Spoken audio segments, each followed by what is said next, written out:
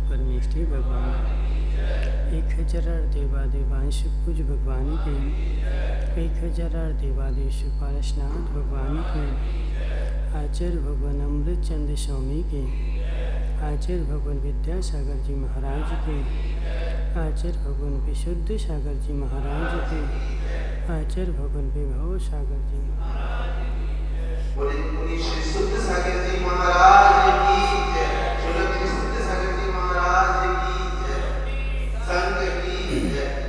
मनुष्यों, तीर्थंकर भगवान की दिव्य देशना शादबाद वाणी जयवंत हो। आचार्य भगवान अमृतचंद स्वामी पुरुषार्थ सिद्धि उपाय ग्रंथ में समझा रहे हैं, हे जीव, जो करता है वही भोगता है। करने वाला किसी दूसरे के कर्म को नहीं भोगता, करने वाला स्वयं के कर्म का ही भोगता है। किसी दूसरे का कर्म यदि मैं भोगने लग जाऊं और मेरा कर्म कोई दूसरा भोगने लग जाए तो संसार में तत्व की जो व्यवस्था है वह अव्यवस्थित हो जाएगी। और यदि मेरा किया हुआ कर्म छूटने लग जाए तो मैं कर्म क्यों करूं? यदि द्रव्य सर्वथा नित्य हो जाए, सर्वथा नित्य द्रव्य हो जाए तो कर्म का फल नहीं मिल सकता। और यदि द्रव्य सर्वथा अनित्य हो जाए तो अनित्य हो जाए तो वह द्रव्य जिसने कर्म किया है उसे भोगेगा कौन? इसलिए द्रव्य जो है कथनचित नित्य है, कथनचित अनित्य है। जो करता है उसको भोगना ही पड़ता है। अतः आचार्य भगवान यहाँ समझा रहे हैं कि हे जीव, मैं जो कर्म कर रहा हूँ उस कर्म को तू देख जरा। मेरा किया हुआ कर्म, क्या मैं उस कर्म के फल को भोगने के लिए राजी हूँ? मैं उस कर्म के फल को भोगने के लिए तैयार हूँ। यदि तुम्हारी आत्मा बोल दे संदीप भाई कि मैं कर्म को भोगने के लिए तैयार हूँ, तो तुम खूब मस्ती से कर्म करना। कर्म भोगने के लिए तो माताओं मैं किंचित मात्र भी तैयार नहीं हूँ, लेकिन किए जा रहा हूँ बेधड़क। ना मुझे कर्म का पता है और ना मुझे कर्म के फल का पता है। और ऐसे कर्म अज्ञानता में होते जाते हैं कि जिनका यदि फल बता दिया जाए, राजू भाई डीजल वाले, जिन कर्मों का फल बता दिया जाए तो रोंगटे खड़े हो जाएंगे। ऐसे कर्म मैंने किए हैं। कुछ कर्म किए हैं अज्ञानता के बस। मन शुक्लाल जी, कर्म जितने भी होते हैं या तो अज्ञानता से होते हैं या कसाई से होते हैं। इन दो के अलावा व्यक्ति कर्म कर नहीं सकता और इन दो के अलावा व्यक्ति कुछ कर नहीं सकता। या तो करेगा अज्ञानता से या करेगा कसाय से। जब कसाय का आवेग आता है तो न आओ देखता है, न ताव देखता है और न धर्म को देखता है। सारी मर्यादाएं, सारी लोक लाज खो करके बैठ जाता है। और जब अज्ञानता होती है, हुकावत जी, जब अज्ञानता होती है तो अज्ञानता में बेचारे को पता ही नहीं रहता कि मैं कर क्या रहा हूँ। माताओं, अज्ञानता में हमें पता नहीं रहता कि मैं क्या कर रहा हूँ और इसका फल क्या होगा। लेकिन ज्ञात भावाधिकरण, ज्ञात कर्म का भी फल मिलता है और अज्ञात कर्म का भी फल मिलता है। इसलिए अपनी करनी को जानो, अपनी करनी को जानो, अपनी करनी को समझो कि मैं कर क्या रहा हूँ, क्या इन भावों का फल क्या होगा। सुदीप भाई, इन भावों का फल क्या होगा, जो मैं भाव कर रहा हूँ इनका फल कहाँ जाके फलित होगा। हितेश मुंगानिया, सोचा कभी? कभी नहीं सोचा। क्यों? क्या करते रहते तुम मंदिर में बैठे बैठे? फिर मात्र वाचन करते रहते। पूजा किसकी चल रही है? भगवान की। मनसुखलाल जी, बने भगवान को तो खूब पूजा, लेकिन बनने वाले भगवान से नहीं पूछा। बनने वाले भगवान से नहीं पूछा, बने भगवान को तो खूब पूजा, इसलिए बनने वाला भगवान नहीं बन पा रहा है। इतना सा कारण है। इसलिए माताओं सुनो, 2 कारण हटा दो, मात्र 2 कारण हटा दो। एक अज्ञानता और दूसरा कसाय। एक अज्ञानता और दूसरा कसाय। मेरी गारंटी है कि तुम निमेश पंडित जी 2 चीज़ें हट जाएं तो तुरंत भगवान बन जाओगे। समय ज़्यादा नहीं लगेगा। मात अज्ञानता और कसाय। अब वर्तमान की स्थिति ऐसी है कि बेचारे बैठे बोले हमें जानना ही नहीं है, हमें जानना ही नहीं है, और नहीं जानेंगे तो बंद नहीं होगा। बोले जानोगे तो बंद होगा, नहीं जानेंगे तो बंद नहीं होगा। तो हमारी स्थिति उस कबूतर के जैसे है। उस कबूतर को बहेलिया पकड़ने के लिए आता है और वह कबूतर अपना मुंह रेत में घुसा लेता है कि मैं बहेलिया को देखूंगा नहीं तो मुझे पकड़ेगा नहीं। मैं बहेलिया को नहीं देखूंगा हूँ काबा जी तो बहेलिया मुझे पकड़ेगा नहीं, लेकिन बहेलिया पकड़ के ले ही जाएगा। तुम उसको देखो चाहे ना देखो। इसलिए तुम यह धारणा मत बनाना मनसुखलाल जी मुंगानिया, यह धारणा मत बनाना कि मैं जानूंगा नहीं तो कर्म का बंध होगा ना। मुझे तो पता ही नहीं था संदीप भाई, हमें तो पता ही नहीं था कि ऐसा भी होता है, ऐसे भी कर्म का बंध होता है। अब तुम्हें पता हो चाहे ना हो, कर्म तुम्हारा नौकर नहीं है। कर्म तुम्हारा नौकर नहीं है माताओं कि तुमसे पूछने आएगा कि तुमने ऐसा कर्म किया है, हम तुमसे बंधे कि नहीं बंधे। तुम कर्म करोगे और वह बंध जाएगा, और जैसे ही वह बन जाएगा और उसका भोगना भी नक्की हो जाएगा। अब हमें भोग नहीं है। इसलिए सबसे बड़ी बात है ज्ञान करो, ज्ञान करो माताओं। ज्ञान बिना ज्ञान के ज्ञात नहीं होगा, और बिना ज्ञात के कर्म छूटेगा नहीं। इसलिए इतने सूक्ष्मता से जो करने वाला कर देता है, लेकिन भोगने के लिए रोने बैठ जाता है, और रोना भी एक तीव्र कसाय है। रोते भी कब हो, ज्ञान भाव में कि अज्ञान भाव में? रोते कब हो सुदीप भाई, ज्ञान भाव में कि अज्ञान भाव में? अज्ञान भाव में। रोना भी घोर अज्ञान भाव का कारण है। सुदीप क्या नाम तुम्हारा मुंगानिया जी? हितेश भाई तुम गए रोड पर गड्ढे में गिर पड़े रोने बैठे। रोने से क्या तुम्हारी चोट ठीक हो जाएगी? रोने से कौन सी समस्या का हल होगा? अभी अपन देख रहे थे निमेश पंडित जी, अभी अपन देख रहे थे कुछ महिलाएं, बेचारी महिलाओं का जीवन तो रोने रोने में निकल जाता। माताओं, महिलाओं का जीवन रोने रोने में पूरा जीवन निकल जाता है। घर में कोई चला जाए सो रोने बैठ जाओ, पड़ोस में कोई चला जाए सो उसके यहाँ रोने चले जाओ, कहीं रिलेशन में दूर कोई चला जाए सो उसके यहाँ रोने बैठ जाओ।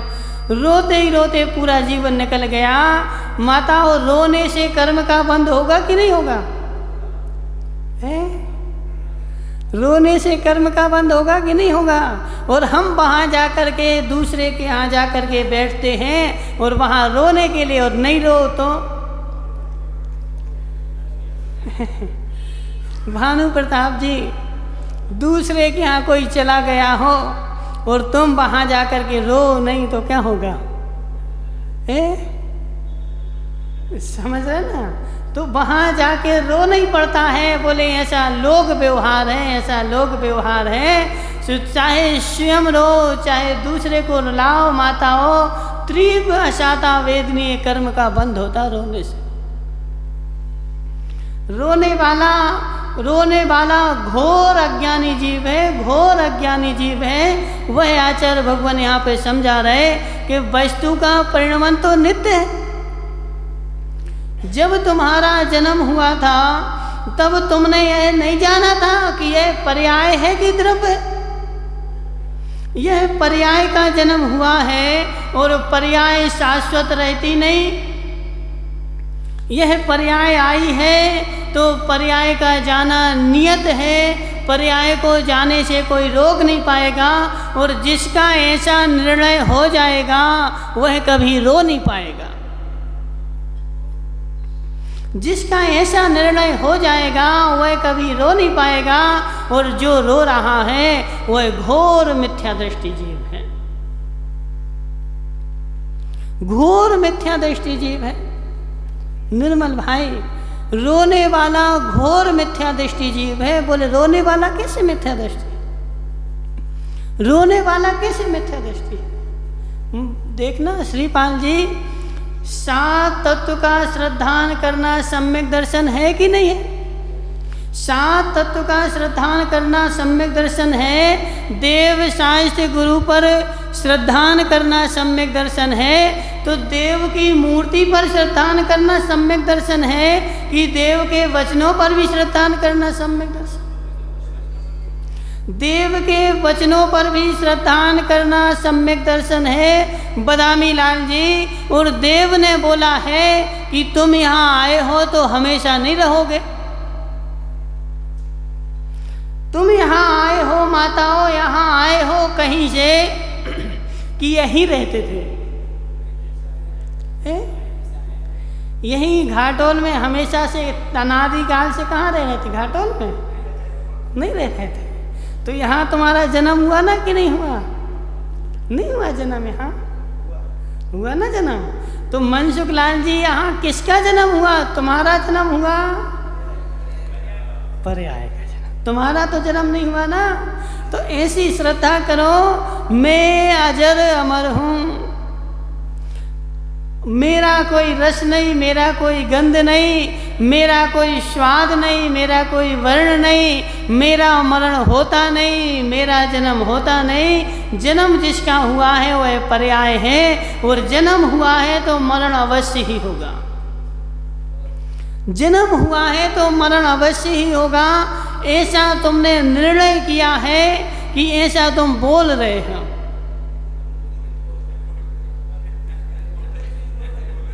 देखो वो कहाँ गए? लक्ष्मीलाल जी आए? आज नहीं आए, नहीं आए लक्ष्मीलाल जी। बोल रहे थे, बोले महाराज जी तुमने प्रमाद का स्वरूप तो बता दिया, लेकिन मिथ्यात का नहीं बताया। मिथ्यात का नहीं बताया। जो सम्यक से जो उल्टा है वह सारा मिथ्यात ही है। सम्यक से जो उल्टा है वह सारा मिथ्यात ही है। यह मेरी पर्याय नष्ट होगी, ऐसा जिसको श्रद्धा नहीं है वह घोर मिथ्या दृष्टि है। पर्याय नष्ट होगी, पर्याय नष्ट हो रही है। पर्याय में एक फोड़ा फुंसी हो जाए सो बेचारा रोने बैठ जाता, जी फोड़ा कैसे हो गया। और ज़्यादा होगी तो किसी पड़ोसी को दोष देने बैठ जाएगा कि इसने मुझे मार दिया, इसने मेरा ऐसा कर दिया, इसके कारण मुझे फोड़ा हो गया। तुम वहाँ तत्व का निर्णय करो ना कि पर्याय अनित्य है, पर्याय परिणमनशील है, पर्याय का परिवर्तन प्रति क्षण होता रहता है और उसका परिवर्तन हो गया है।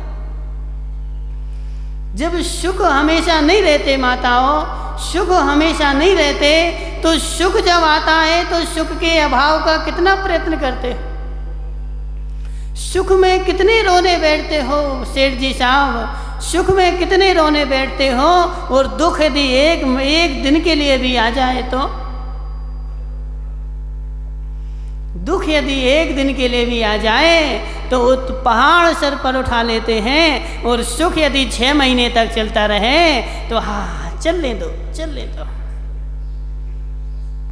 हे मिथ्या दृष्टि, हे मिथ्या दृष्टि, साता साता का उदय जो है, साता साता का उदय नित्य है। जैसे परिणमन नित्य है, ऐसे साता साता का उदय नित्य है। साता का उदय हमेशा नहीं चल सकता। साता के उदय के बाद असाता का उदय नियम से आएगा।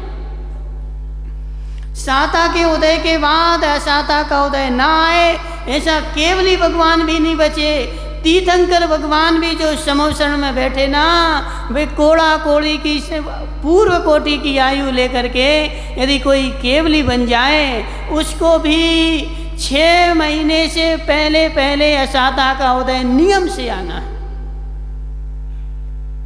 हितेश मुंगानिया, जब वह बांसपूज भगवान अपने असाता के उदय को नहीं बचा पाए, तो तुम क्या उनसे बचवाओगे?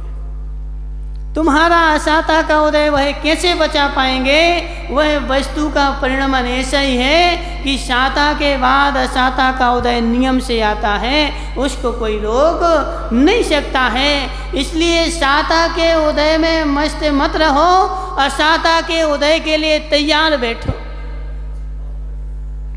साता के उदय में मस्त मत रहो, असाता के उदय के लिए तैयार बैठो। इचेत मुंगानिया, जैसे तुम्हारे घर में खाने को हो तो मस्त होकर के खाते रहते हो कि सब खा लेंगे आज ही, कि कुछ बचा करके भी रखते हो कि कोई रिश्तेदार ना जाने कब आ जाए, कब कौन सा माता हो, कब कौन सा मेहमान आ जाए। इसलिए कुछ वस्तुएं अपन पहले से बचा के रखते हैं, यदि मेहमान आ जाएगा तो उसके लिए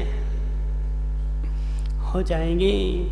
ऐसे साता का उदय चल रहा है, इसलिए असाता के उदय के लिए अपनी शक्ति को बचा करके रखो कि कब कौन सा असाता का मेहमान आ जाए तो उसको भोगने के लिए मुझे शक्ति की आवश्यकता पड़ेगी। तैयार रहो, तैयार रहो, प्रति क्षण तैयार रहो उस असाता के मेहमान के लिए। जैसे साता का तुम स्वागत करते हो, ऐसा असाता का भी स्वागत करने लग जाओ तो सम्यक दृष्टि हो जाओगे।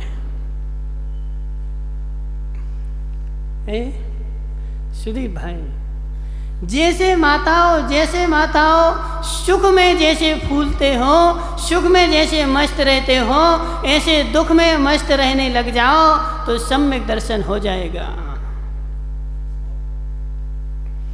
सम्यक दर्शन हो जाएगा। हर्ष विषाद, साता में तो हम खुश हो लेते हैं, लेकिन असाता में बदामी लाल जी, साता का उदय आता है सो हमें खूब भगवान याद आता है, खूब गुरु याद आते हैं, खूब जिनवाणी याद आती है और सब धर्म सूझता है। लेकिन असाता के उदय में, असाता के उदय में माताओं कुछ भी नहीं सूझता। असाता के उदय में तो हमें अपना शरीर याद आता है, आत्मा याद नहीं आती है। अभी तुम्हें श्रद्धा नहीं है, अभी तुम्हारा श्रद्धान पक्का नहीं है, अभी तुम श्रद्धा नहीं हो, अभी तुम्हारा सम्यक का उदय हुआ नहीं है, अभी घोर मिथ्यात का ही उदय चल रहा है।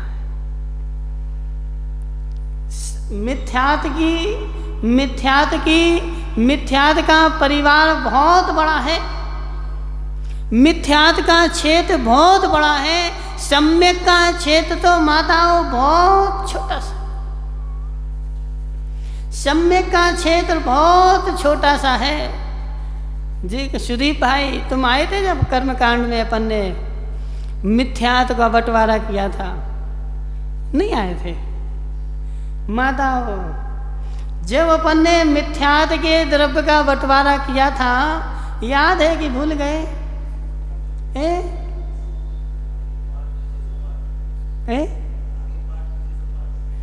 ऐसे काम नहीं चलेगा, ऐसे काम नहीं चलेगा। इस जो डॉक्टर बैठा ना, प्रभाव डॉक्टर, सुनो, तुम वहाँ से रसियन से पढ़ के आओ, रसिया से पढ़ के आओ और भारत में भूल जाओ तो तुम्हारा काम तो चल जाएगा, तुम्हारा काम तो चल जाएगा। लेकिन यहाँ धर्म करने वाले का काम ऐसा नहीं चलता है कि आगे पाठ पीछे सपाट, कुछ भी हाथ। माताओं, धर्म यदि करना है तो पीछे का साथ में लेकर के आगे करोगे तभी धर्म बढ़ेगा। मिथ्यात के द्रव्य को जब हमने बंटवारा किया था तो मिथ्यात के द्रव्य का एक संख्यातवा भाग सम्यक मिथ्यात को दिया था। सम्यक मिथ्यात और सम्यक प्रकृति जो है वह मिथ्यात के ही पुत्र हैं। किसके पुत्र हैं बदामी लाल जी? सम्यक मिथ्यात और सम्यक प्रकृति मिथ्यात के ही पुत्र हैं। उनका पिताजी कोई है तो वह मिथ्यात ही है। उसी मिथ्यात रूपी द्रव्य से सम्यक और सम्यक मिथ्यात जन्म लेता है और उसमें से मिथ्यात के पास जो संपत्ति होती है उसका एक असंख्यातवा भाग सम्यक मिथ्यात के पुत्र को दिया जाता है और सम्यक प्रकृति के पुत्र को उसका भी एक असंख्यातवा भाग दिया जाता है। अब बोलो कि किसकी संपत्ति ज्यादा है? किसकी संपत्ति ज्यादा है? मनसुख लाल जी देखो, अभी करणान योग के रहस्यों को समझोगे, करणान योग की गहराई में जाओगे तो आंखें खुल जाएंगी कि मैं तो अभी तक भूल में था। सम्यक मिथ्यात का द्रव्य भी मिथ्यात से असंख्यातवा भाग है और उसका भी असंख्यातवा भाग जो है वह सम्यक प्रकृति को दिया है। जो पंचम काल में सम्यक प्रकृति उदय में आ जाती है और अपन बोलते हम तो सम्यक दृष्टि है। पंचम काल में कौन सा सम्यक होता भानु प्रताप जी? नहीं पता? उपशम। पंचम काल में कौन सा सम्यक होता माताओं? नहीं पता? की कावत जी, तुम्हें शर्म आनी चाहिए, शर्म आनी चाहिए। तुम 40 साल हो गए पंडित बने, इन सबको तुमने कुछ नहीं सिखाया?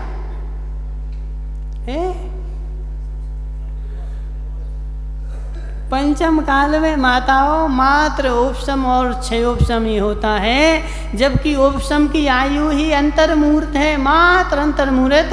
1 सेकंड भी हो जाए तो बहुत बड़ी बात।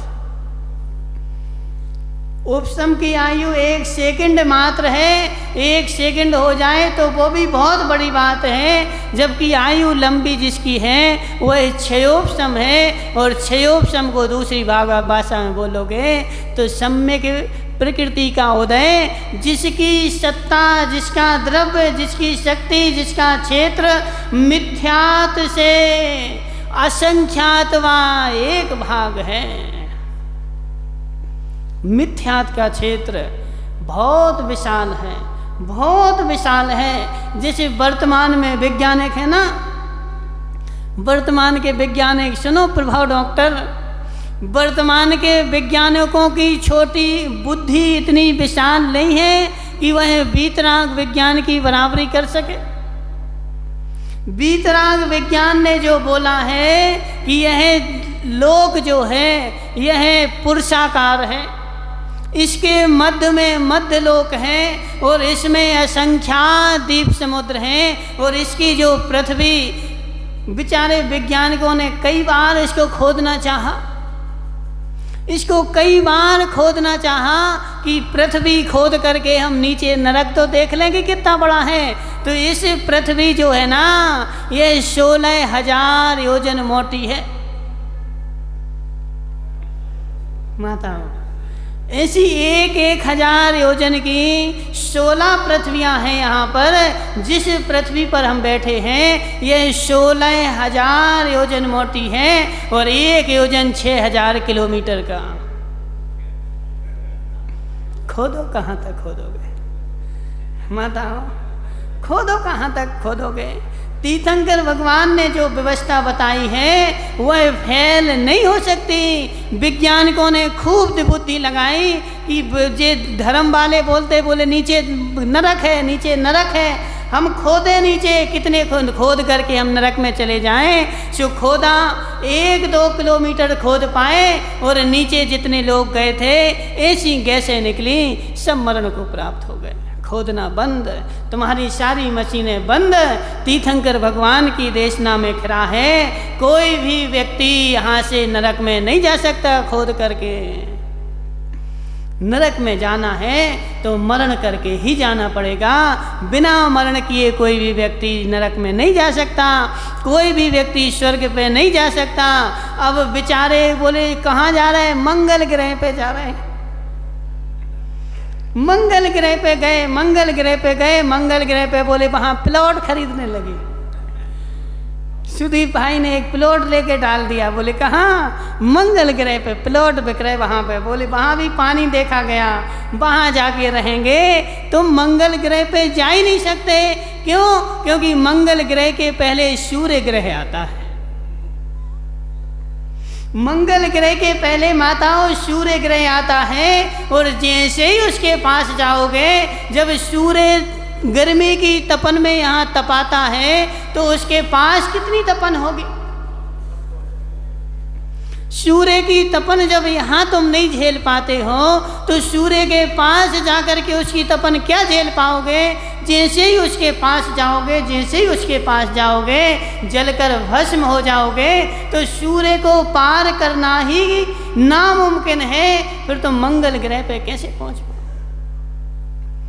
अभी तुमने मंगल ग्रह को तो ठीक है, मंगल ग्रह को तो ठीक है, इस पृथ्वी को ही नहीं जाना है। इस पृथ्वी में ही इतने ग्रह, इतने द्वीप हैं कि उन्हीं द्वीपों में बेचारे घूमते रहते हैं और बोले हम मंगल ग्रह पे हो आए। हितेश मुंगाणिया, हितेश मुंगाणिया, ये संदीप भाई एक दिन निकल गया घाटोल से, बोले हमें तो गंगा नदी में जाना, गंगा में स्नान करेंगे। हमें बोले घर में स्नान नहीं करना, यहाँ की नदी में स्नान नहीं करना, गंगा नदी में स्नान करना है। सो वो घाटोल से निकल गया। कोई बेचारा एक व्यक्ति मिल गया, सो वहाँ नाला भरा हुआ था। उसने, संदीप ने पूछा गंगा नदी कहाँ है? उसने बोले यही तो है। बेचारा उस नाले में कूद गया और नहा धो करके आ गया। और यहाँ आकर के इस निमेश से क्या बोला? बोले हम तो गंगा में नहाया है। बोले हम गंगा में नहाया है। बोले उसने शरीर सूंघा तो उसमें तो कीचड़ की स्मेल आ रही थी। बोले जी गंगा में नहा के आए कि तुम कीचड़ में नहा के आए? निमेश पंडित जी बुरा नहीं मानना, संदीप भाई बुरा नहीं मानना। ऐसी बेचारे उन वैज्ञानिकों की हालत हो रही है जो मात्र सामने देखने वाले को मानते हैं, प्रत्यक्ष प्रमाण को मानते हैं, वीतराग विज्ञान को नहीं मानते। वह यहाँ से जाते हैं दूसरे द्वीप पर खोज खाज के, बोले हम मंगल ग्रह पे चले गए। तो वीतराग विज्ञान ने जो देखा है उसको तुम फेल नहीं कर पाओगे। वीतराग विज्ञान का क्षेत्र बहुत बड़ा है, बहुत बड़ा है। उसको पार पाना विज्ञान के वश की बात नहीं। माता वीतराग विज्ञान के क्षेत्र को पार पाना साधारण व्यक्ति की बस की बात नहीं है। ऐसे ही सम्मिथ्या दृष्टि, मिथ्यात के क्षेत्र को पार पाना बहुत कठिन। मिथ्यात के क्षेत्र को पार करके चले जाना और सम्यक के क्षेत्र में पैर रख लेना इतना ही कठिन, इतना ही कठिन है। हितेश मुंगाणिया, हितेश मुंगाणिया, ऐसा कोई सरल नहीं है। आ गए लक्ष्मीलाल जी। लक्ष्मीलाल जी सुनो, मिथ्यात के क्षेत्र को छोड़ करके सम्यक के क्षेत्र को सीमाई में चले जाना पहली बात तो तुम्हें अपना अनुभव आए कि मैं मिथ्या दृष्टि की सम्यक दृष्टि, मैं मिथ्या दृष्टि की सम्यक दृष्टि। पहले तो तुमने अपने आप को पूर्ण ज्ञाता जान लिया कि मैं जो कर रहा हूँ, मैं जो जान रहा हूँ, यही पूर्ण ज्ञान है, मुझे अब इससे आगे जानना ही नहीं। बस तुम्हारा क्षेत्र सीमित हो गया, अब तुम आगे नहीं बढ़ सकते। अब तुम्हारा आगे बढ़ने का क्षेत्र जो था समाप्त हो गया। पहले सम्यक की भूमि को जानो, सम्यक की भूमि को जानो कि सम्यक की भूमि होती कैसी है। पहली शर्त तो सम्यक दृष्टि जो है वह अपने गुण अवगुणों को जानता है। सम्यक दृष्टि जीव माताओं दोष नहीं करता, ऐसा नहीं है। सम्यक दृष्टि जीव दोष नहीं करता, ऐसा नहीं है। सम्यक दृष्टि जीव भी घोर घोर दोष करता है। रामचंद्र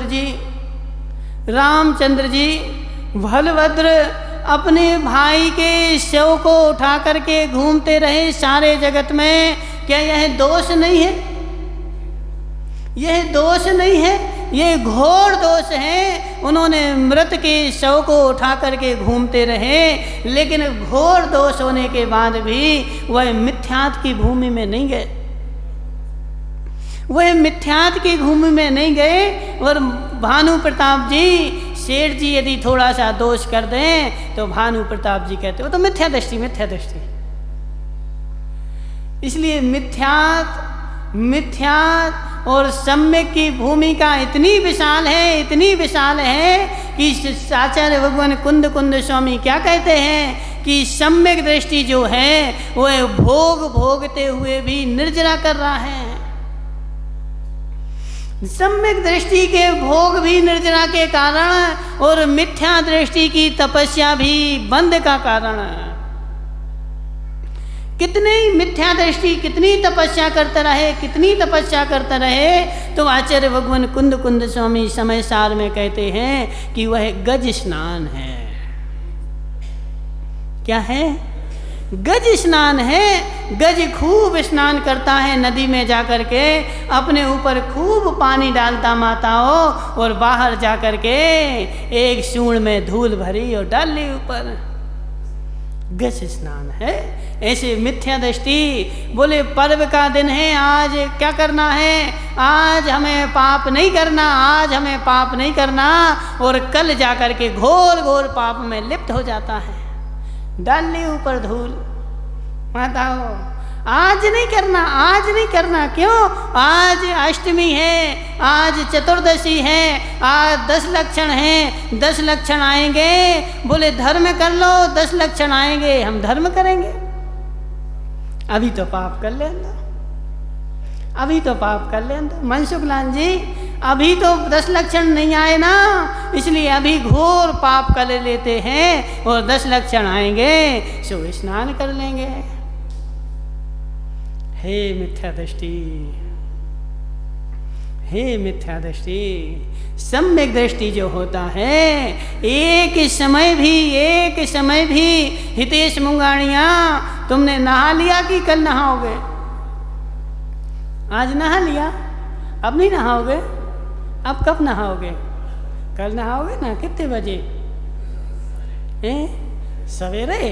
तो एक काम करना कि जब तुम्हें सवेरे नहाना है 7 बजे 6 बजे 7 बजे नहाते ना, तो कल 5 बजे उठना और वहाँ नाली भरी हो उसमें अच्छे खूब लौटना।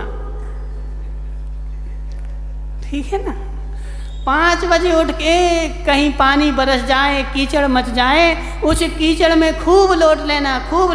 बोले क्यों? 7 बजे तो नहाना है।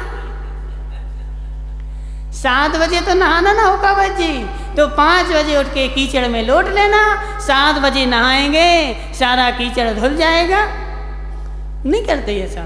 क्यों? संदीप भाई, तुम तो नहीं करते ऐसा? करते हो? क्यों नहीं करते ऐसा? जब नहाना तो है, और नहाते किस लिए माताओं? शरीर का मल दूर करने के लिए नहाते ना, तो कितना ही मल लगा हो वो तो दूर हो ही जाएगा। इसलिए पहले अच्छे कीचड़ में लौट लो। प्रभाव डॉक्टर, लौटते कीचड़ में? नहीं लौटते। क्यों? नहाना है ना अभी। जब इस जड़ शरीर को भी तुम कीचड़ में नहीं लिटाते और बिना लिटाए ही नहाते हो, बोले जितना लगा होगा वो दूर हो जाए, मैं तो और क्यों लगाऊं? तो ऐसे जिसकी ऐसी धारणा हो कि 10 लक्षण आएंगे तो हम अपना मल दूर कर लेंगे, अभी तो खूब पाप करो, खूब पाप करो। अभी सम्यक की भूमि को तुमने स्पर्श नहीं किया है, अभी तुम मिथ्यात्व की भूमि में ही खेल रहे हो। सम्यक की भूमि को जिसके पास आ जाए, सम्यक की भूमि में पैर रखते ही हमारे भावों के परिणमन में परिवर्तन हो जाता है। सम्यक की भूमि में श्रीपाल की कावत जी हमने क्या बोला? सम्यक की भूमि में पैर रखते ही हमारे भावों में ऐसा परिवर्तन आता है, अपूर्व जो हमने कभी पूर्व में भाव किए ही नहीं। उन भावों का माताओं, उन भावों का आनंद ही निराला है। सम्यक दृष्टि दोष नहीं करता ऐसा नहीं है, सम्यक दृष्टि दोष करता है लेकिन दोष को दोष जानता है। सम्यक दृष्टि दोष करता है, बाहर नारक कृतक दुख भोगे, अंतर समरस घटा घटी, रमत अनेक सुर निसंग पैत से, तिस परिणति से हटा हटी। नरक में सम्यक दृष्टि जीव और जैसा नहीं, छायक सम्यक दृष्टि जीव नरक में बैठा है और दूसरे से मार खा रहा है और दूसरे को मार दे रहा है, फिर भी अंतर में अपने समरस की घटाघटी, फिर भी अंतर में हमने अपने समरस की घटाघटी। नरक का नार की भी सम्यक दर्शन होने के बाद किसी को मारता नहीं है, लेकिन कोई कि उसको मारने आ जाए तो उसका बचाव करता है। तो दोनों देखने में दिखेंगे ऐसे ही कि दोनों एक होकर के लड़ रहे हैं, दोनों श्वान की तरह लड़ रहे हैं, लेकिन फिर भी दोनों के लड़ने में बहुत अंतर है। और जैसे ही वह लड़ाई खत्म होती है, उसको दूसरे के प्रति संभाव, मेरा ही कोई दोष है इसलिए इसने मुझे मार दिया। माता, अपना दोष हमें समझने आ जाए, यही सम्यक की भूमि में प्रवेश है। और अपना दोष हमें समझ में नहीं आ रहा है, हम दोष तो घोर करके आए और दूसरे को दोष दे रहे, इसने ऐसा कर दिया। माताओं, तुम्हारी भी एक हाथ से ताली कभी नहीं बजती, कहीं ना कहीं तुम्हारी भी थोड़ी बहुत गलती होगी। भले तुम्हारी थोड़ी गलती हो, लेकिन सम्यक दृष्टि को ऐसा भाव होता है कि मेरी गलती है और मेरी गलती मैं स्वीकार कर लूं, सारी लड़ाई खत्म। मानमल जी सीतावर, जगत में लड़ाई किस बात की है? बोलो ना शिरीष भाई, जगत में लड़ाई किस बात की है? कि मेरी गलती मैं स्वीकार नहीं करता, इसलिए ही लड़ाई है। और यदि मेरी गलती मुझे एहसास होने लगे तो मेरी गारंटी है कि वह गलती तुम्हारी ज़्यादा दिन चल नहीं सकती। यह सम्यक दृष्टि का पहला लक्षण है। लक्ष्मीलाल जी, सम्यक दृष्टि का पहला लक्षण है, सम्यक दृष्टि गलती नहीं करता ऐसा नहीं है, गलती करने के बाद गलती को गलती स्वीकार करता है। और उसका प्रायश्चित करता है, उसका प्रतिक्रमण करता है, उसके दोष को दूर करता है और दूर करने का प्रयास करता है। इसलिए सम्यक दृष्टि जीव स्वर्ग में बैठा अनेक सुरनि संग पे रम रहा है। लेकिन कैसे कैसे मनसुख लाल जी, कैसे अनेक देवियों का भोग करते हुए भी उसकी दृष्टि उस समय ऐसी है कि मैं कब इस पाप से छूट जाऊं, मैं कब इस पाप से दूर हो जाऊं। जैसे मनसुख लाल जी बीमार होते ना तो दवाई खाते कि नहीं खाते? दवाई खाते ना तो खुशी से खाते खानी पड़ती है कि खुशी से खाते? नहीं खाते। बीमार हो गए, ऐसे यह मुझे भोगों का रोग लग गया है, इसलिए भोगों का जो भोग कर रहा है वह औषधि के रूप में करता है कि यह रोग मेरा दूर हो जाए। जब मैं उसको सहन नहीं कर पा रहा, लेकिन दृष्टि उसकी ऐसे ही रहती है कि कब इससे हट जाऊं। पहली बात मनसुख लाल जी, दोष माताओं, हमारा दोष हमें यदि दिमाग में आने लग जाए, हमारा दोष हमें बुद्धि में आने लग जाए तो समझ लेना कि मेरा भव संसार निकट बचा है। और मेरा दोष यदि मेरे में नहीं आ रहा है तो समझो कि अभी मैं घोर संसारी हूँ। वह रावण ने भी कितना घोर घोर दोष किया, घोर घोर सीता को हरण करके ले आया, लेकिन जब वह एकांत में बैठता था नमेश पंडित जी, रावण के जैसा महात्मा इस पृथ्वी पर दूसरा नहीं हुआ। रावण के जैसा महात्मा इस पृथ्वी पर दूसरा नहीं हुआ। रावण बहुत बड़ा पंडित था, बहुत बड़ा। और अभी आने वाली 24 में माताओं क्या होगा? आने वाली 24 में तीर्थंकर बन के आएगा। क्या तीर्थंकर वही ऐसे ही बन गया? तीर्थंकर नमेश पंडित जी उसके पास बिना लक्षण के, बिना गुणों के फोकट में बन गया। घोर घोर धर्मात्मा था। जब उसने उस पर्वत पर, कैलाश पर्वत पर बाली के ऊपर उपसर्ग किया, और बाली के ऊपर उपसर्ग करने के बाद जब बाली ने अंगूठा दबा दिया और उसके प्राण बचे, उसने ऐसी भक्ति की भगवान की, शांतिनाथ स्वामी की चैत्यालय में जा कर के ऐसी भक्ति की कि भक्ति में लीन हो करके उस बीड़ा का तार टूट गया। तो उसने अपने हाथ की नस निकाल करके और उस बीड़ा में बांध के और तार बजाया। इतनी घोर घोर भक्ति, ऐसी घोर घोर भक्ति करने के बाद ही उसने तीर्थंकर प्रकृति का बंध कर पाया। भले नरक में चला गया हो, नरक में जाना भी दोष नहीं है। सेठ जी साहब समझो बात को, नरक में जाना भी दोष नहीं है और घोर घोर दोष कर देना भी दोष नहीं है। समझो बात को समझो। घोर घोर दोष हो जाए संदीप भाई, सुदीप भाई सुनो, घोर घोर दोष हो जाए तुमसे तो घोर घोर दोष होना भी दोष नहीं है। हमने कमठ की बात सुनाई थी ना कि कमठ ने घोर घोर दोष कर दिए, फिर भी मरुभूति का जीव संसार तटे निर्धम, संसार के तट का निकट आ गया ना, संसार का तट निकट आ गया।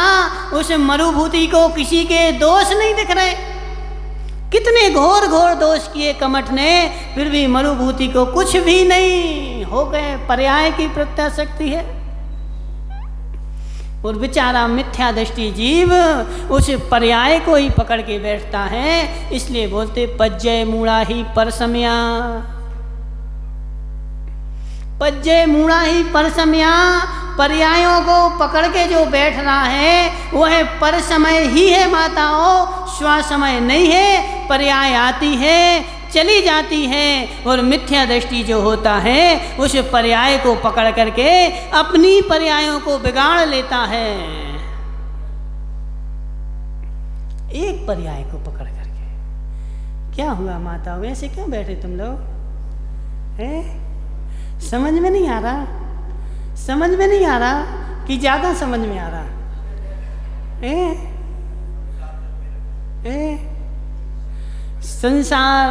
संसार उसको भार जैसा लगता मनसुख लाल जी। जो सम्यक की भूमि में कदम रख ले उसको संसार ऐसे लगता है जैसे मेरे सिर पर सुमेरु का पर्वत रखा हुआ हो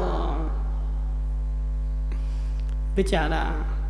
लेकिन मिथ्यात्म में वह भार भी भार नहीं रखता जहाँ राग होता है। माताओं सत्य बताना, अपने पुत्र को दे बैठे ना मनसुख लाल जी, सुनो तुम ही से पूछे लेते हैं। मनसुख लाल जी जे गोदी में किसको बैठा ले बैठे? किसका बेटा है बेटी है? किसका बेटा है? लड़की का बेटा है ना। देखो मनसुख लाल जी, तुम उतनी 10 किलो की लड़की गोदी में बैठाए बैठे हो, तुम्हें भार नहीं लग रहा? भार नहीं लग रहा? बोलो ना। और अभी देखो जहाँ राग होता वहाँ भार नहीं लगता। उस बेटी को अच्छे से बैठा दे, वो नीचे भी बैठ जाए ना तो उठा के ऊपर बैठा ले, समझना। और वो पिंटू का लड़का आके बैठ जाए तो मनसुख लाल जी, पिंटू का लड़का आके बैठ जाए तो क्या बोलोगे? आगे बैठो, जमीन में नहीं बैठ पा रहे, समझना। बदामी लाल जी, किंचित मात्र भी वह भार नहीं लग रहा है, वहाँ राग बैठा हुआ है। ऐसे ही दशा मिथ्या दृष्टि की और सम्यक दृष्टि की है। सम्यक दृष्टि को संसार सुमेरु का भार लगता है और मिथ्या दृष्टि के लिए वह संसार भी अच्छा लगता है। इतना अंतर है। वह रावण का जीव राजू भाई डीजल वाले, उस रावण के जीव को गाली मत देना। वह रावण का जीव घोर घोर सम्यक दृष्टि था। ऐसा सम्यक दृष्टि था कि उसने सीता का अपहरण भले कर लिया फिर भी वह दोषी नहीं है। और माताओं दूसरी बात सुनो, सीता के अपहरण करने से उसको नरक नहीं हुआ। तुम इस भूल में मत रहना कि रावण ने सीता का अपहरण किया था इसलिए नरक में गया। सीता का अपहरण करने से रावण नरक में नहीं गया। उस बेचारे का नियोग ही ऐसा होता है कि नारायण प्रति नारायण को नरक में जाना ही पड़ता है। घोर विवेक भी दोष नहीं करें तब भी उनकी जिस समय आयु का बंध होगा उस समय उनके भाव खराब हो ही जाते हैं और उनको नरक में जाना ही पड़ता है। सीता को चुराने के कारण रावण नरक में नहीं गया। वह शांतिनाथ भगवान का परम भक्त था और सम्यक दृष्टि जीव था। वह सीता को कसाई के आवेग में वेद कसाई का उदय हुआ। वह सीता को चुरा करके तो ले आया, लेकिन जब जब वह शांति से बैठता था तो वह अपने मन से कहता था कि हे रावण, तूने यह काम अच्छा नहीं किया। तेरा यह काम लोक में तेरी प्रसिद्धि को घटा देगा। तूने सीता को चुरा करके अच्छा काम नहीं किया। उसका मन उससे कहता था माता, लेकिन तीव्र चारित्र मोह का उदय था इसलिए उसको आचरण नहीं कर पाता। आचरण करना चारित्र मोहिनी का उदय है। आचरण का काम चारित्र मोहिनी का काम है और श्रद्धा का काम जो है वह दर्शन मोहिनी का काम है। तो जिसकी दर्शन मोहिनी चली गई है, जिसके दर्शन मोहिनी का क्षयोपशम हो गया है, उसकी श्रद्धा तो पक्की रहती है कि जो मैं कर रहा हूँ यह ठीक है, शुभ है कि अशुभ है। अब वह करे जो, वो चारित्र मोहिनी का काम है। लेकिन करते हुए भी उसकी अंतरात्मा कहती है कि हे आत्मन, तेरा यह काम शुभ नहीं है, उसकी अंदर में श्रद्धा ऐसे ही रहती है, लेकिन चारित्र मोहिनी के उदय को झेल नहीं पाता, इसलिए काम कर बैठता है।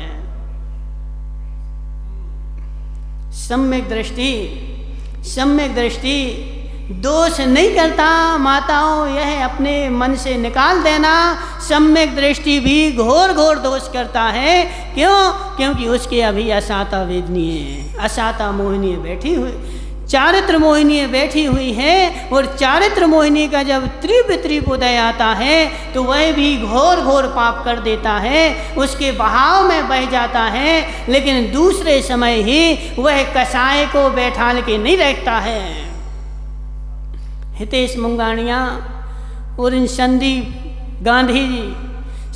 गांधी और हितेश की लड़ाई हो गई। भले संदीप की दोष हो, हितेश भाई, संदीप का भले दोष हो, लेकिन उस समय कसाय का आवेग आएगा तो दोनों लड़ लेंगे। लेकिन यदि थोड़ा बहुत भी पानी होगा, थोड़ा बहुत भी धर्म को समझा होगा, तो दूसरे दिन दोनों क्षमा मांग लेंगे। वह कसाय का आवेग आया था ना, कसाय के आवेग को झेल नहीं पाए, उस कसाय के आवेग में बह गए। लेकिन जैसे ही झेलने की शक्ति होगी तो वह वहां से निकलने का प्रयास करेगा। संदीप भाई, तुम नदी को पार कर रहे थे और नदी का बहाव तीव्र था। अब तुम नदी के बहाव में बह गए, नहीं पार कर पाए और नदी के बहाव में बहते जा रहे हो। लेकिन जहाँ नदी का बहाव कम होगा तो क्या तुम वहाँ से निकलने का प्रयास करोगे कि उसमें बहते रहने का करोगे? बताओ। जैसे ही नदी का बहाव कम होगा, संदीप भाई उस नदी से बाहर निकलने का प्रयास करेगा। ऐसे ही सम्यक दृष्टि की दशा है कि वह कसाय के आवेग में कितना ही बह जाए, लेकिन जैसे ही कसाय का आवेग मंद होता है, वह कसाय के नदी को पार करके और संभाव के स्थल में जाने की विचार करता है। और मिथ्या दृष्टि जीव सोचता है बेचारा कि नदी में बहते जा रहे, बहते चलो, अब स्थल पे जाएंगे, इसको मेहनत करना पड़ेगी, चलना पड़ेगा। संदीप भाई, नदी में बह रहे ना तो कोई मेहनत नहीं करनी पड़ेगी, बहते जा रहे। और यदि बाहर जाएंगे तो अभी पैर चलाना पड़ेगा, गाड़ी चाहिए, हाथ चलाना, कौन इतनी मेहनत करे? बहते चलो अपन तो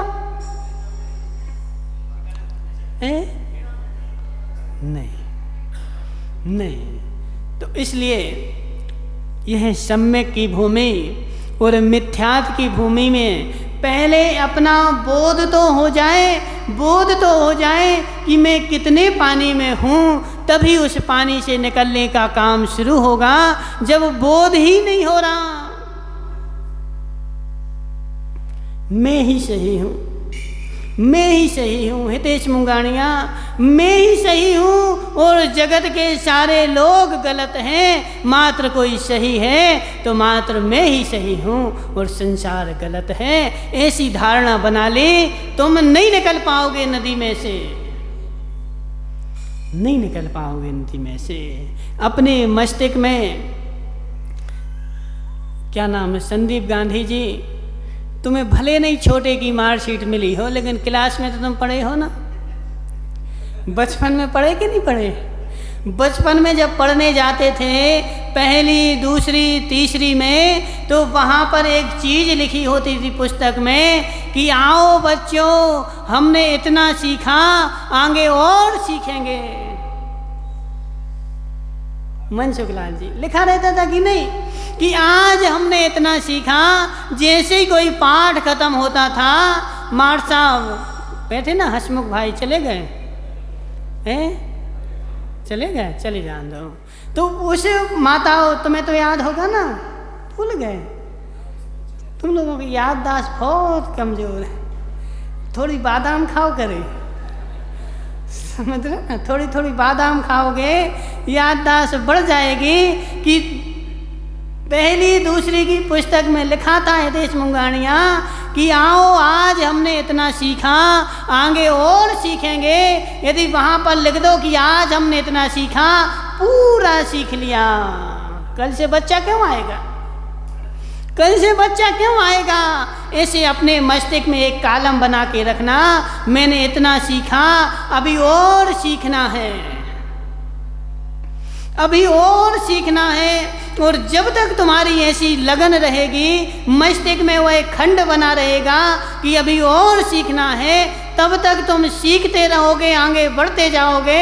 और जैसे ही तुमने सीख लिया कि बस हमने तो पूर्ण सीख लिया, अब तुम्हारा सीखने का क्षेत्र खत्म, तुम्हारी वृद्धि खत्म, तुम्हारा विकास खत्म, अब तुम आगे नहीं बढ़ सकते। सेठ जी उसको मत देखो, अपने को देखो, उसको मत देखो, करने दो उसको अपना काम, हमें अपना काम करना है। संदीप भाई बना लोगे खंड, कैसे बनाओगे, चक्कू से हैं? कैसे बनाओगे?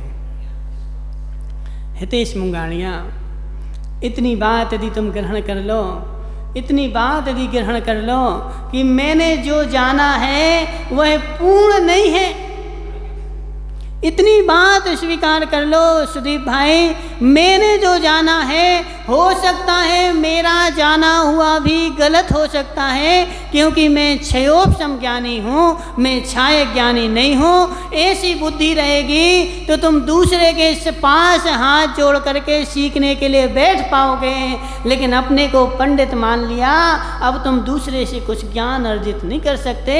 ज्ञान अर्जित करने के लिए छात्र बनना पड़ेगा, और छात्र बनने के लिए जरूरी है माताओं, छात्र बनने के लिए जरूरी है कि मैंने अभी पूर्ण नहीं जाना है, अभी मेरे लिए जानने को कुछ और बाकी है, इसलिए थक गए। देखो दिमाग की मेहनत जो है ना, वो संसार की सबसे बड़ी मेहनत है। कितने ही काजू बादाम खा लो निमेश पंडित जी, काजू बादाम पिस्ता कितने ही खा के आ जाओ और सटखंड आगम उठा के बैठ जाना, 1 घंटे में सब पच जाएंगे, 1 घंटे में सब पच जाएंगे। दिमाग की मेहनत सबसे कठिन मेहनत होती है, दिमाग की मेहनत होती है। इसलिए जब तक दिमाग का उपयोग नहीं करोगे, तब तक सम्यक की भूमि में नहीं जा पाओगे। सम्यक की भूमि में जाना है तो ज्ञान करना आवश्यक है। जानो, पहले जानो, क्या जानो? करता सा भोगता चा। जो करता है माता, जो करता है सो भोगता है। ऐसी श्रद्धा तो लाओ हुकावत जी, ऐसी श्रद्धा तो लाओ, ऐसा विश्वास तो लाओ कि जो कर्म मैं कर रहा हूँ उसको मुझे भोगना ही पड़ेगा। ऐसी श्रद्धा यदि जगत के जीवों की हो जाए तो मेरी गारंटी है कि एक भी जगत में पुलिस तो रहेगी नहीं, पुलिस का तो अभाव ही हो जाएगा माताओं, सुरक्षा की तो कोई काम ही नहीं है। यदि इतनी सी बात तुम अपने मस्तिष्क में स्वीकार कर लो, करता चा भोगता चा, जो करता है जैसे करता है वैसे उसको भोगना पड़ता है। यदि इतनी सी श्रद्धा जगत के जीव कर लें तो ना पुलिस की आवश्यकता है, ना प्रशासन की आवश्यकता है, और ना किसी सुरक्षा की आवश्यकता है, और पूरा भारत देश सुखी हो जाएगा। बोले सुखी हो जाएगा? कैसे सुखी हो जाएगा महाराज जी? माताओं, अपनी सरकार के पास इतना पैसा है, इतना पैसा है कि पूरे भारत का एक एक नागरिक बैठे बैठे खा सकता है, लेकिन उस पैसे का आधे से ज़्यादा 60% भाग जो है वह सुरक्षा में जाता है। 60% भारत सरकार की आमदनी का 60% पैसा जो है सुरक्षा में जाता है, 40% पैसा जो है वह देश में लगता है। यदि वह 60% पैसा बच जाए तो प्रत्येक व्यक्ति बैठे बैठे खाए। इतनी सी बात सरपंच जी सुनो, इतनी सी बात कि जो करता है वही भोगता है, इतनी सी बात यदि मस्तिष्क में बैठ जाए तो तुम अशुभ काम कर नहीं सकते, पाप का काम कर नहीं सकते, और पाप का काम करोगे नहीं तो पाप को भोगोगे क्यों? माताओं, सेठानी जी, समझ में आ रहा कि नहीं? जब पाप करोगे नहीं तो पाप भोगोगे क्यों? और जब पाप भोगोगे नहीं तो दुखी होगे क्यों? और जब दुखी होगे नहीं तो सारे जीव मोक्ष में जाएंगे। इतनी सी सीढ़ी है लक्ष्मी लाल जी। करता चाह भोगता चाह, जिसने इस इतनी सी बात को श्रद्धा में लेकर के चलेगा, विश्वास में लेकर के चलेगा, ऐसे नहीं कि बोले जो करता है सो भोगता है, तो रट लगा ली, नहीं होगा बच्चे, होगा बच्चे। जो जीवों की हिंसा करेगा अगले भव में उसकी हिंसा होगी। जो जीवों को मारेगा अगले भव में उसको मारा जाना पड़ेगा। जो दूसरों का धन चुराएगा अगले भव में उसका धन चुराया जाएगा। जो दूसरों से मायाचारी करेगा अगले भव में उसी के साथ मायाचारी होगी। ऐसी श्रद्धा कर लो तो हिंसा, झूठ, चोरी, मायाचारी सब खत्म हो जाए। लेकिन ऐसी श्रद्धा होना है